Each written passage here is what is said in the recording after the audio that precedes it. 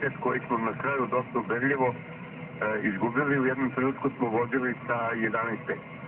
Naravno da je kvalitet igračica i jedinstva iz Stare Pazove nekako u tim završnicama setova odlučivao, tako da su oni zaista materializovali svoju dobru igru i sve to, ali opet kažem, danas je novi meč, mislim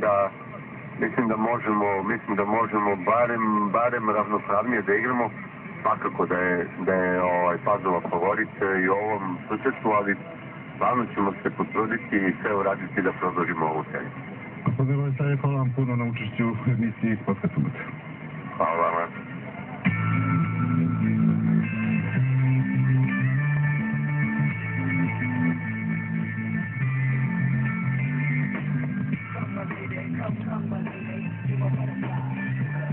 To će biti sutra, tako da kupite politiku.